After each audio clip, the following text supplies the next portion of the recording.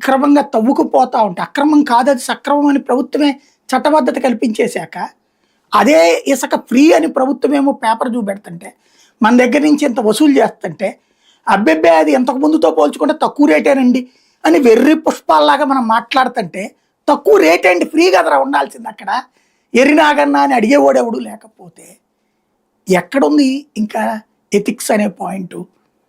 Basic concept ఏంటంటే ఇక్కడ corruption అనేది మనం జీర్ణించేసుకున్నాం.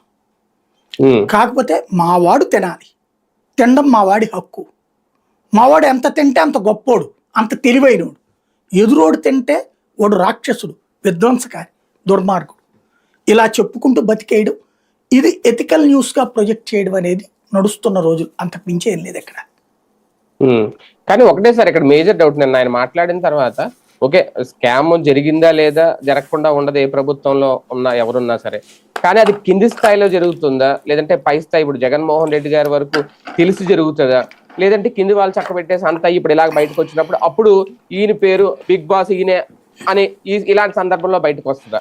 ఇక్కడ వీళ్ళు చేసిన తప్పు ఏంటంటే, రాజకేశ్ రెడ్డే ప్రధాన నిందితుడు, విజయసాయి రెడ్డే ప్రధాన నిందితుడు, మిథున్ రెడ్డే ప్రధాన నిందితుడు, వాళ్ళకి అసలు ఏ ఆధారం చూపెట్టాలి. ఇప్పుడు వీళ్ళు ఏం ఆధారం చూపెట్టారు? రాజకేశ్ రెడ్డి వ్యాపారాలనే నేరం కింద చూపెట్టారు, బాలాజీ గోవిందప్పది వ్యాపారాలనే నేరం